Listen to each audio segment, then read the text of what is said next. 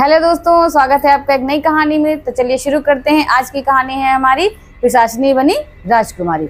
तो कहानी शुरू होती है हमारी शमशान घाट से। एक जंगल के पास शमशान घाट है। वहां पे एक अघोरी बहुत बड़ी विशालतम पूजा करने बैठा हुआ है।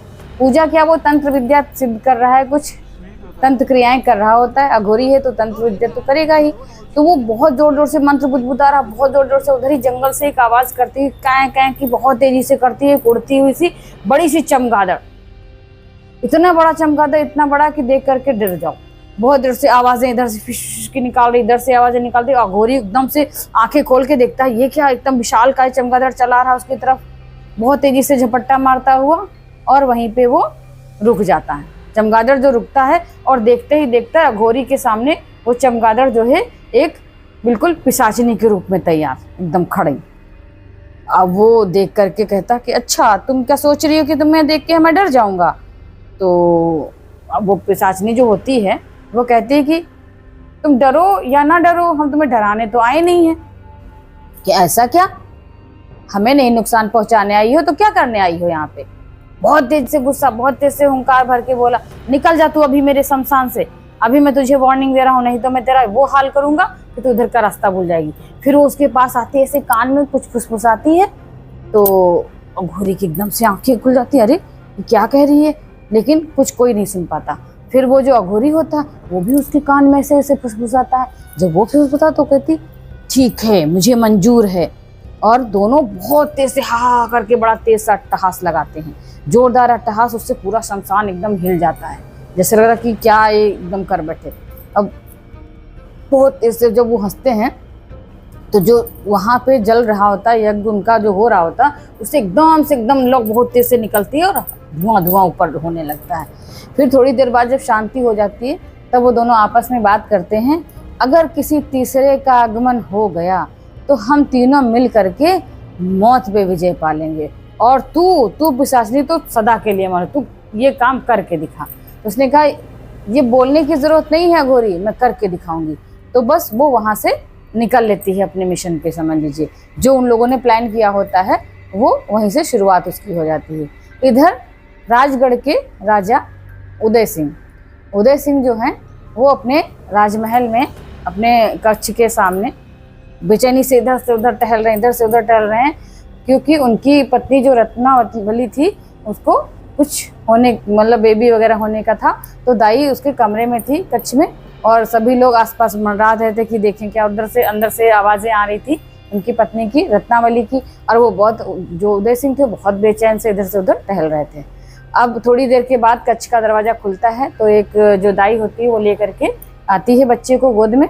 उधर आवाजें शांत हो जाती हैं और आवाज लेकर के आ रही कि महाराज उदय सिंह की जय हो और आपको पुत्र रत्न की प्राप्ति हुई है। इतना सुनते ही राजा इतने खुश होते कि अपने गले से एक मोतियों की माला निकाल करके उस दाई के हाथ पे रख देते हैं और गोद में बच्चे को ले करके बोलते हैं, ये हमारा पुत्र है आदित्य, मैं इसका नाम आदित्य रखूंगा। और सभी दरबारी और सब आके धीरे धीरे सब बधाइयाँ उनको देने लगते हैं। और उनको वो चीज़ें देख करके बहुत उनको खुशी होती, बहुत खुशी कि हमारी प्रजा भी, हमारे दरबारी भी सब कितने खुश हैं, हमारी खुशी में शरीक हो रहे हैं। सबको इतना बंटवाते हैं धन संपदा, इतनी खुशी उनको मिलती है कि उनको पुत्र रत्न की प्राप्ति हुई है। इस तरह से दिन बीतने लगते हैं। जो राजकुमार आदित्य होते हैं वो बड़े होने लगते हैं और करीब जब 20 साल की अवस्था उनकी हो जाती है, इधर उधर वो जाते रहते। एक दिन ऐसे ही क्या होता है कि वो शिकार खेलने का उनका मन होता, लेकिन राजा ने मना किया होता है कि तुम शिकार पे नहीं जाओगे। फिर भी आदित्य नहीं मानते हैं और अपने साथियों के साथ सेनापति को लेकर के, अन्य कुछ अंगरक्षकों को लेकर के जंगल की ओर निकल पड़ते हैं। जब जंगल की ओर जाते हैं कुछ दूर जाने पर उनको कोई शिकार भी नहीं मिलता है। धीरे धीरे करके देखते हैं क्या 2-3 सुअर जो है और भी जंगली जानवर होते हैं वो पीछा उनका करने लगते हैं। तो जब देखते हैं जंगली सुअर ये बड़े बड़े से दांत यूं निकले हुए ऐसे भागते चले आ रहे। अब राजकुमार जो है तीर कमान संभालते हैं और उसको मारने लगते हैं, लेकिन उनको मारने से पहले ही कोई एक बाण आता है और सुअर को मार डालता है। बड़ी आश्चर्य की बात, फिर देखा दूसरा सुअर आ रहा था तो फिर चढ़ाते ऐसे तीर कमान पे, फिर मारते हैं। ये क्या, मैंने तो तीर अभी छोड़ा भी नहीं और ये तो पहले इसको तीर लगा पड़ा, किसने मारा? इधर उधर वो देखता रह जाता। आदित्य देख के बड़े हैरान पर, सेनापति उनके पीछे हैं, उनके अंगरक्षक और सैनिक वो भी पीछे हैं। वो बड़ा हैरान परेशान, भाई वाह, मैंने तो उसको मारा भी नहीं है, तो फड़फड़ा के मर गया। उसके बाद 2-3 फिर दौड़ते हुए और आते हैं, फिर वो ऐसे कमान पे तीर चढ़ाता है, लेकिन तब तक देखता वो फिर पलट गए, फिर किसी ने मारा। अब ये जब देखता कि देखे तीर आ कहाँ से रहा है, जैसे पीछे को मुड़ करके ऐसे देखता है साइड में, तो झाड़ियों के पास कोई उसको लगता है कि कोई खड़ा हुआ है। तो अब जब उस देख लेता है धीरे से, तो जब सुअर इधर मर जाते हैं, फिर वो अपने रथ के पास से देखता है, कहता है एक कौन हो उधर, निकल के बाहर आओ, मैंने तुम्हें देख लिया। कौन पीछे छिपा है झाड़ियों के पीछे, 2 बार 3 बार, जो भी छिपा हुआ है निकल के बाहर आओ, मैंने तुम्हें देख लिया है। इस तरह से वो 2 बार 3 बार जब बोलता है तो सरसराहट होती है उधर पास के झाड़ियों में, झुरमुट में, और जो उधर पीछे छिपा हुआ बंदा होता है वो निकल के आता है। देखता क्या है, एकदम इतनी खूबसूरत सी एक लड़की, राजकुमारी तरीके से, बिल्कुल खुले बाल हैं, बहुत अच्छा सा उसने ब्लैक कलर का पूरा उसने पहन रखा है, बहुत अच्छा सा परिधान।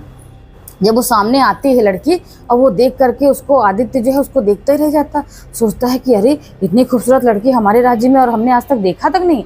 तो अब वो उससे पूछता है कौन हो तुम, तो कहती है मेरा नाम मणिका है।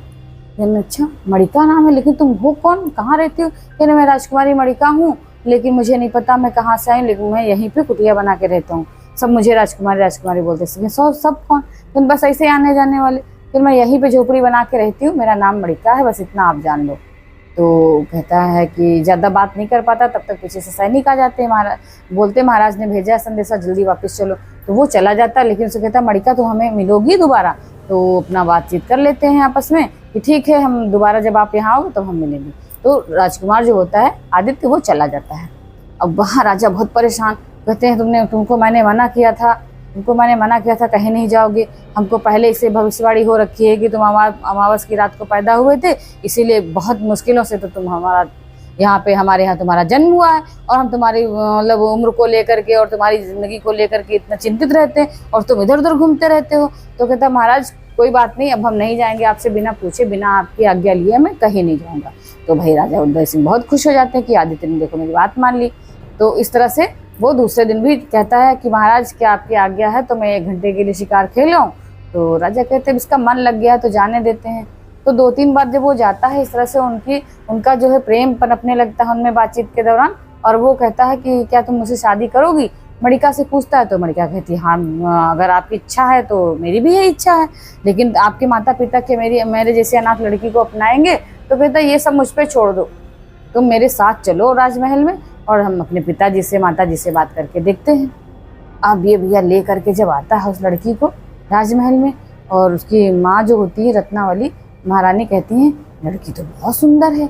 महाराज भी कहते हैं कि हाँ भाई लड़की तो बहुत सुंदर है। तो जो रानी माँ होती है वो कहती मैं तो कब से सोच रही थी कितनी सुंदर लड़की मिलेगी तो मैं ज़रूर उसको बहू बनाऊंगी। लेकिन फिर अगले ही मतलब दासी लोग जो होती हैं उनकी सलाहकार वो कहती महारानी जी एक बार सोच लीजिए, आपके जो है राजगुरु तो यहाँ हैं भी नहीं, वो परम ज्योतिषी हैं और परम ज्ञानी भी हैं, उनके बिना सलाह के आप कैसे शादी कर लोगे? तो कहती हाँ ये बात तो सही है, ये इस लड़की का तो ना कुल गोत्र कुछ पता भी नहीं हो, किस खानदान से कहाँ से है, और ये एक तो अनाथ है, लेकिन ये तो पता होना चाहिए अनाथ है तो आखिर इसके माता पिता कौन थे। ये तो कह रही कि मुझे कुछ भी नहीं पता है, मैं जब से जानने वाली हूँ तब से यही कुटिया बना के रहती हूँ। तो ये भी एक वो है, ना कोई ऋषि मुनि है ना कोई, एक अकेले जंगल में कैसे रहती। तो कहती अरे कहीं भटक भटक के आ गई होगी, इस तरह से कह के तब राजा जो होते हैं कहते हैं चलो कोई बात नहीं, वो जब आएंगे, राजगुरु तो हैं भी नहीं, वो तो गए हैं हिमालय पे साधना में लीन है, उनको पता नहीं कब आने का वो चांस ही नहीं है इतनी जल्दी आए, अभी तो गए हुए जल्दी में। ऐसा सोच के दोनों लोग तय करते हैं चलो अच्छा कल ही हम अपने पुत्र की शादी कर देते हैं। और वो क्या होता है, मणिका के साथ राजा आदित्य की शादी, राजकुमार आदित्य की शादी हो जाती है, राजा उदय सिंह जो है वो कर देते हैं। अब शादी हो जाती है, बहुत अच्छे से रहने लगते हैं सब, किसी को किसी बात की कोई परवाह नहीं। राजा रानी भी खुश, उनका पुत्र हुआ, बड़ा हुआ, और उन्होंने शादी भी कर दी, बहू भी घर में आ गई। जो राजकुमारी थी मणिका बनी हुई थी, वो उसका कक्ष करीब वहाँ से उनके महारानी के कक्ष से काफ़ी दूरी पे था, और राजा का जो कक्ष था उनका दरबार भी वहाँ से दूरी पे था। सभी अलग अलग कक्ष में अपना रहते थे, कुछ सेवक उनके पास थे, कुछ सेवक उनके पास थे। इस तरह से उनका राज दरबार भी अच्छे से चल रहा था और बाकी चीज़ें भी अच्छे से हो रही थी। होते होते करीब 6 महीने बीत जाते हैं। जब 6 महीने बीत जाते हैं तो पता चलता है कि जो बहू रानी है मणिका वो गर्भ से है। बहुत खुशी मनाई जाती है, अच्छी बात है भाई। अब बेटे के यहाँ भी पुत्र या पुत्री कुछ भी होगा तो उसकी भी खुशी मनाई जाएगी। इस तरह से बड़े अच्छे से दिन बीत रहे हैं। करीब 9 महीने करीब होने को थे, उसके कुछ दिन पहले ही एक दिन रात में जो है शाम के समय सेनापति कुछ गुप्त सूचना महाराज जी को बताने के लिए आते हैं। वो उनके महारानी के कक्ष के पास से गुजरते हुए जब निकलते हैं, उसी के बीच रास्ते में पड़ता है बहू रानी का कक्ष। वहाँ से निकलते हुए जब आते हैं और महाराज के दरबार में पहुँच जाते हैं, तभी उनको एक आवाज़ आती है ऐसी अजीब सी, जैसे फुफकारने टाइप की करके, जैसे कोई बड़ी बेरहमी से बोलता है या फिर कोई कराह रहा होता है या फिर कुछ अजीब सी आवाज़, बहुत ही फुफकारने टाइप की वो सुनते हैं। जब लगता है कि कोई हिस हिस करके बोल रहा है, फिर लगता है कोई हिस करके बोल रहा है, तो कहती है आखिर कौन बोल रहा है। उनको लगता है तो वो महाराज से बोलते हैं, महाराज मैं आपको अपनी बात बाद में बताऊँगा आकर के, जो मैं आपको सूचना देने आई हूँ, थोड़ा सा मुझे जो है बाहर जाके कुछ देखना है। नहीं नहीं सैनिक, बता दो सेनापति। तो नहीं महाराज मैं बाद में आपको बताऊंगा करके, अभी मुझे जानने दीजिए। मुझे कुछ ऐसा लग रहा है, कुछ बोल रहा है बहुत तेजी से, पता नहीं किस जीव की तरीके से बोलता है। तो वो जो है जाता है तो देखता क्या है, जो बहू रानी का कक्ष है उसकी बहुत दूर ही एकदम चलते चला जाता तो चांद के सामने एक जो सामने खिड़की होती बहुत बड़ी सी, उसके पास खड़ी हुई जो मणिका होती है उसकी तरफ देख रही होती, चांद की तरफ, क्योंकि वो अमावस की ही रात होती है। बहुत गहरे अंधेरा और चांद चमक रहा, वहीं पे वो खड़ी खड़ी फुफकार रही बहुत तेजी से, जैसे कि कोई चमगादड़, तो फिश फिश ऐसे करके आवाज़ आ रही है, बहुत तेजी से आवाज़ आ रही है। वो देख के डर जाता है कि ये आवाज़ कहाँ से आ रही, लेकिन जब वो देखता बहू रानी है तो ऐसे जाता पीछे कंधे पे हाथ रखता, अरे बहू रानी आप यहाँ? तो वो पीछे से पलट के देखती, यहाँ सेनापति बताइए, बहुत पोलाइटली से बोलती है। लेकिन जो सेनापति होता है कि ये तो ऐसी यहाँ कैसे आ गई, अभी इसका कक्ष तो इतनी दूर है, ऊपर से इसको 9 महीने का गर्भ लगभग हो रहा है। एकदम से वो एकदम चुप हो जाती है। फिर जब वो कहता है, पूछताछ करना शुरू करता है सेनापति, बहू रानी आपका कक्ष तो बहुत दूर है यहाँ से, आप कैसे वहाँ से आ गई, और ये आवाज़ें कैसी कैसी, क्या आप ही निकाल रहे हैं आज? अब इतना कहा नहीं कि बस वो एकदम से एकदम उस पर हावी हो जाती है। बहू रानी जो होती है मणिका एकदम आंखें लाल लाल और उस पर हमला कर देती है, बिल्कुल जैसे चमगादड़ ने झपट्टा मारता, बिल्कुल ऐसे करके नोच डालता, इस तरीके से पूरे उसके चेहरे पे ऐसे करके पूरा खरोंच बन जाते हैं और सारा उसका खून निचोड़ जाता, पी डालती है उसका खून, और चमगादड़ के रूप में आकर के उसका पूरा खात्मा करके, और जब वो बिल्कुल बेहोश हो जाता और एकदम उसके जब जान ही नहीं बचती तो सेनापति नीचे लुढ़क जाता, गिर जाता है, और ये भाग के अपने कमरे में आ जाती है, कक्ष में आ जाती है, और उसको बताती है अपने पति को, यानी कि उसको राजकुमार को, आदित्य को, कि मुझे पेन हो रहा है पेट में, किसी को भेजो। तो वो बहुत खुश हो जाता है कि अरे वाह, अभी तो मैं पिता बन जाऊंगा, और ये सब सोच करके वो बहुत खुश होता है। और वहाँ पे कुछ महिलाएं आती हैं और कच्छ उसका दरवाज़ा बंद कर देती हैं, और ये भी अपना वहीं बाहर बैठ जाता है। लेकिन थोड़ी देर के बाद जो है देखता क्या है, चीखते हुए वो जो अंदर जो 2 महिलाएं गई थी, एक दाई थी और 2 और सेविकाएं थी उसकी, इतनी तेजी से चीखते हुए भागती हैं। वो सोचता है अंदर तो मतलब डिलीवरी का वो था होने का, और ये क्या, ये चिल्ला क्यों रही इतनी तेजी से। वो क्या करता, कच्छ का दरवाजा खुला रह जाता, जब वो भाग के जाती, ये भी अंदर जाता है। जब अंदर जाता है तो इसकी भी बड़ी तेज से चीख निकल जाती है देख करके कि ये क्या है, एकदम से क्या हो गया। तो देखता क्या, अंदर का सीन क्या होता है कि वो एक बहुत बड़ा विशाल चमगादड़ बनी हुई है, जो पिशाचिनी है बनी हुई है, और अपने पंजे में यूं करके बच्चे को दबाए हुए और उसको राजकुमार आदित्य के देखते देखते उसकी तरफ देखती है, आंखें लाल करते हुए, और यूं ऐसे उठा करके बच्चे को और खिड़की से भाग जाती है, उड़ते हुए चली जाती है, कैं करते हुए, बड़ी तेज की अजीब सी आवाज़ निकालते हुए। जब वो भाग जाती है, उड़ जाती है, अब ये बदहवासा उसके पीछे पीछे भाग रहा होता, देखता ये क्या है। अब महल में शोर मच गया, ये क्या हुआ। अब महाराज को भी बुलाया जाता है, महारानी को भी, सब मिलते हैं आपस में, सब इकट्ठे होते हैं, सुनते हैं। तो महारानी कहती है मुझे तो पहले ही शक था कि ये कोई है, ये कोई पिशाचिनी ही लग रही है, इतनी सुंदर मैंने कभी कन्या देखी नहीं थी, तो इतनी सुंदर थी, रूप धर के आई थी, ये वो करके जितने मुँह उतनी बातें होती रहती हैं। इधर बहुत ज़्यादा शोर मचा हुआ, तब तक जो उधर अंदर शोर मचता है गैलरी में, ये देखो ये सेनापति जो है, शव मिला है सेनापति का। अब बहुत परेशान उसको देखते हैं, ले करके राजा के सामने लाया जाता है, उसका शव वहीं पे डाल देते हैं, नीचे उठा करके सैनिक लोग डाल देते हैं। अब वो जो है, जो उसके साथ सेवक लोग होते हैं, आते हैं, कहते हैं महाराज ये जो है शव बता रहा है कि इसकी हत्या हुई है, और हत्या किसी ऐसे वैसे नहीं की, किसी पिशाच ने करी है। जैसे लगता है किसी पिशाच या चुड़ैल ने इसका खून पी लिया। देखिए इसका जो शव है ये खुद बता रहा है चीख चीख करके कि इसकी हत्या कैसे हुई है। अगर इसके कोई धारदार हथियार से इसका होता तो खून का एक कतरा जमीन पे नहीं है, और इसके पूरे बॉडी में जो है उसका खून चूसा हुआ एकदम सफ़ेद, तो पूरी बॉडी पड़ी हुई है।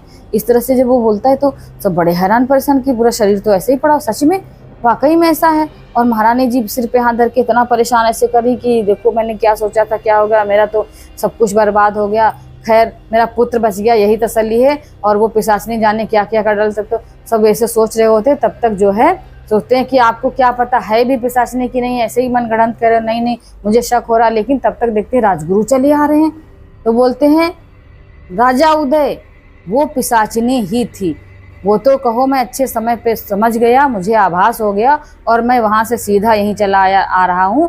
तुम लोग तीनों लोगों की हत्या निश्चिंत है, समझ लीजिए निश्चित होने वाली है। और मैं तो इस बात से निश्चिंत था कि यहाँ पे कोई भी बाधा नहीं है, राजमहल पे इतना बड़ा संकट आ गया और तुम लोग निश्चिंत बैठे हुए हो, पिशाचनी पिशाचनी सोच रहे हो। अरे वो पिशाचनी ही थी जो तुम लोगों का सर्वनाश करने आई थी, पता नहीं कैसे तुम लोग बच गए। अभी भी बहुत कुछ होना बाकी है, खैर अब मैं आ गया हूँ, अब सब कुछ सही मैं कर दूंगा। इस तरह से कहते हैं राजगुरु, कहते हैं चलो अभी वो पिशाचनी ज़्यादा दूर नहीं गई होगी, चलो मेरे साथ। इस वो तीनों लोग और कुछ सेनापति और सैनिक लोग भी मिलकर के दोनों भागते हुए जंगल की, क्योंकि उन लोगों ने देखा था वो जंगल की तरफ गई थी। इस तरह से वो भागते हुए जंगल की तरफ जाते हैं, पहुँचते हैं वहाँ पे शमशान के पास पहुँच जाते हैं। वहाँ पे बहुत तेज़ी से क्या हो रहा है, ये लोग अभी बाहर ही हैं और बहुत तेज़ी से मंत्र वो पढ़ रहा, और वो जो लेकर के पिशाचनी बनी जो थी चमगादड़, वो वहीं पे पहुँच गई बच्ची को लेकर के। और जैसे ये गोरी बच्चे को देखता है इतना खुश हो जाता, कहता अरे वाह, तुमने तो जो काम नहीं होना था वो भी कर दिया। मैंने तो ये सोच के रखा था कि 20 साल के बाद जो पुत्र अमावस्या को पैदा हुए से अमावस्या को ही पैदा होगा, वही पुत्र जो है तुझे अमर बना सकता है, तू हमेशा के लिए अमर हो जाएगी, तुझे कोई नहीं मार सकेगा। ये इन तीनों का खेला हुआ खेल उस समय का था, 20 साल पहले का, कि अगर तुम किसी मनुष्य से शादी कर लोगी, तुम पिशाचनी हो, और उससे अगर पुत्र तुम्हें जो पैदा होगा वो भी अमावस्या को ही होगा, तो तुमसे अमर हो जाओगी, वो पुत्र भी तुम्हें अमर कर देगा, वो भी अमर हो जाएगा और मैं भी अमर हो जाऊंगा। ये तीनों का प्लान था। अभी जैसे ही वो बोलता है कि अब मैं अमर हो जाऊंगा, कोई भी हम लोग तीनों को नहीं मार सकता। उधर वो राजगुरु जो है बहुत तेजी से अट्टहास करते हुए कहते हैं, अच्छा घोरी, तो ये था तुम्हारा प्लान, अब मैं देखो आ गया हूँ, तुम्हारा प्लान मैं पूरा नहीं होने दूंगा। और ऐसे ही वो हाथ करते हैं, उनके हाथ में भोले बाबा का त्रिशूल आ जाता है। तो अब उससे आदित्य से कहते हैं, देखो आदित्य, ये कहानी तुम्ही से शुरू हुई थी और तुम्ही से ही ये खत्म होगी, ये पकड़ो और उस अघोरी को मार दो। तो अब वो जो आदित्य होता है ऐसे ले लेता है त्रिशूल हाथ में, और वो भी मंत्र पढ़ते हैं राजगुरु। इतनी तेजी से वो त्रिशूल फेंकता है और सीधा वो मंत्र जो पढ़ रहे होते हैं अघोरी, उनके सीने में लगता जा करके ऐसे करके, और वो वहीं पे ढेर हो जाते हैं, खचाक, उनका काम तमाम। और उधर वो जो पिशाचनी होती है वो अपने पुराने रूप में आ जाती है, औरत बनी बैठी होती है लेकिन वो बन जाती है चमगादड़। और जैसे उसका त्रिशूल उधर से हटता, वो लोग अंदर घुसते हैं, त्रिशूल उठा करके फिर से आदित्य ने उसको मार दिया। इस तरह से जैसे उसको मारते हैं वो जैसे लगता है वो पुत्र जो होता है वो मायावी होता है, क्या होता है, वो उसको मरते ही वो भी मर जाता है। तीनों वहीं पे ख़त्म हो जाते हैं, वो बच जाते हैं तीनों। अगर ये ना मरते तो राजा आदित्य और उदय भी वहीं पे सब खत्म हो जाते। तो इस तरह से अब सभी लोग वापस अपने राजमहल आ जाते हैं। राजगुरु कहते हैं, कहो नियत समय पे मुझे आभास हो गया कि तुम लोगों पे खतरा मंडरा रहा है, इसीलिए मैं हिमालय से सीधा यहाँ पे आया हूँ ताकि मैं तुम लोगों को बचा सकूँ। तो सारे लोग बच जाते हैं, फिर अच्छे से रहने लगते हैं। उसकी अच्छी जगह देख करके अच्छी राजकुमारी से शादी कर दी जाती है और अच्छे से फिर उनका राजकाज चलने लगता है। तो ये थी आज की कहानी। मिलते हैं कल एक नई कहानी के साथ।